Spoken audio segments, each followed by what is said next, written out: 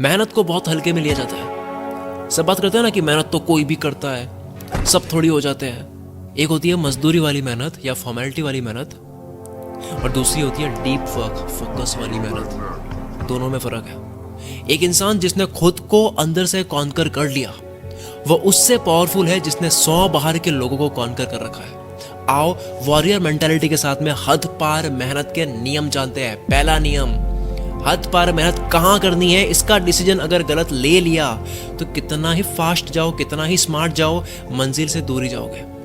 Direction speed से ज्यादा matter करती है। हम जन्म से अब तक के लाखों डिसीजंस के टोटल बनते हैं। हर एक डिसीजन कहीं ना कहीं ले जाता है। हर एक्शन, हर विचार एक डिसीजन है। Watching this video is also kind of a decision. अब यहाँ आता है डिसीजन फटीग या पैराडॉक्स ऑफ चॉइसेस। दो डिसीजंस में फंस जाना। हद पार मेहनत क्यों नहीं होती है? आलस नहीं, डायरेक्शन। दिमाग को क्लियर कट पता हो कि क्या करना है और इससे क्या होगा, तब आप एक सेकंड नहीं रुकोगे। एक स्कूल में कंपटीशन था ड्राइंग का।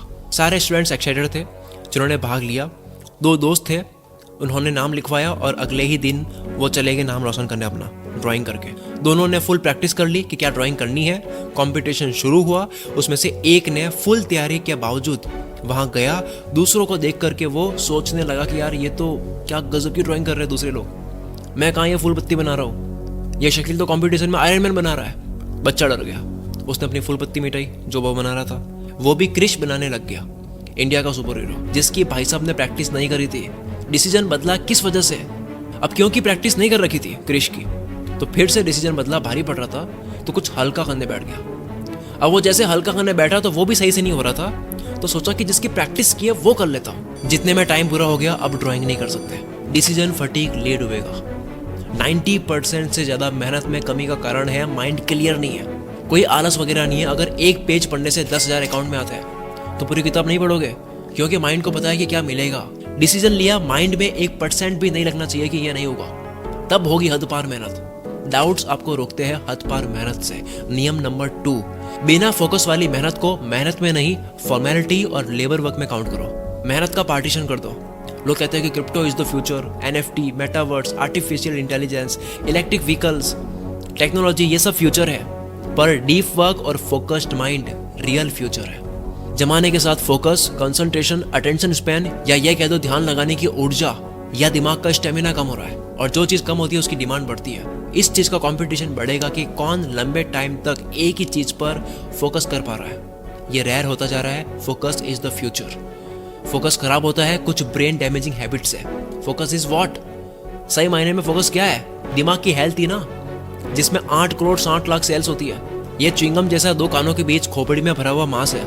यही तो हथियार है जिसकी सर्विसिंग नहीं हो रही है, तो फोकस खराब हो रहा है। And focus is the future. Focus खराब होता कैसे है? Number 1, multitasking. जो लोग चौड़ दिखा देना, मैं ये भी कर सकता हूँ, फिर ये भी कर सकता हूँ, ये भी कर सकता हूँ, कुछ नहीं होगा। मैं सिर्फ ये कर सकता हूँ, ये फोड़ेगा।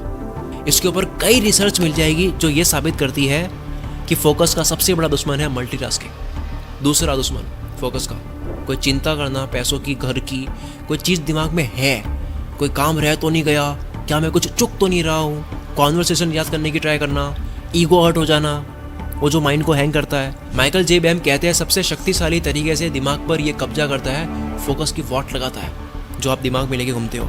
फोकस का तीसरा दुश्मन डिवाइसेस के नोटिफिकेशंस। चौथा फटीग, जो स्लीप की वजह से होता है। बाकी डाइट वाइट आपको सब पता है। बिना फोकस मेहनत नहीं है, मजदूरी बोलो उसको। उसे हद पार मेहनत बोलकर टर्म खराब मत करो। फोकस में काम करने से होगा क्या? अंडरस्टैंडिंग अलग होगी, इंटेलिजेंस लेवल हाई होगी, चीजें फास्ट समझ आएगी, रिकॉर्डिंग पावर तेज होगी, टाइम पे सब कुछ याद आएगा, क्रिएटिव विजुअलाइजेशन बढ़ जाएगी, आंख बंद करोगे अंदर की दुनिया दिखाई देगी। 10 घंटे का काम 1 घंटे में करके शाहरुख खान की तरफ फ्लैक्स करोगे जो वीडियो में दिख रहा है। थॉट्स कंट्रोल में हो गए। फोकस के साथ में काम करने से थॉट्स कंट्रोल में हो गए। ध्यान कहाँ देना है ये एबिलिटी आपके हाथ में होगी। पीस ऑफ माइंड होगा। परेशान करने वाले थॉट से फ्रीडम। कौन से थॉट की सीडी लगानी है दिमाग में वो आप डिसाइड करोगे।